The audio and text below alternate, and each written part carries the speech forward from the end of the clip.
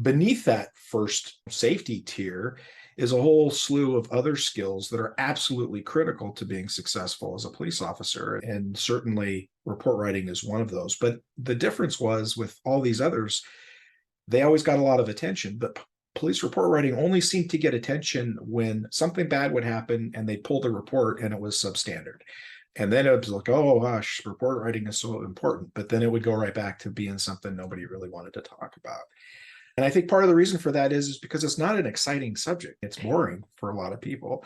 And so we approached it from a very colloquial, very flippant sort of tone, even though we were very serious about the topic and got into the four pillars of report writing and all the other things. And I felt pretty strongly about it. And it's still in print and it was published in 2012. So it's doing all right.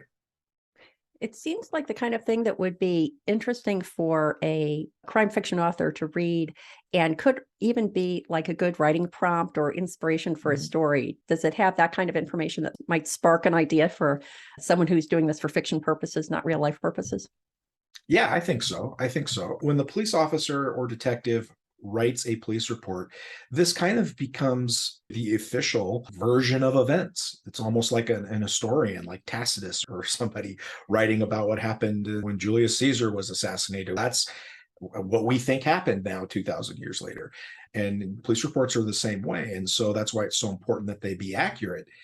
But when somebody wants to know what happened about an event in 2013 or whatever, they pull the police report. And that's the baseline, that's the foundational depiction of what occurred.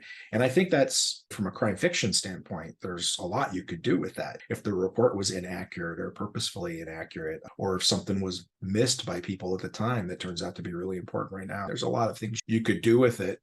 And as you know, writing is writing. The basics of good writing are the same from literary fiction to technical writing. There are just some universal truths to what makes good writing. And so, from that standpoint as well, I think that fiction writers would get something out of it.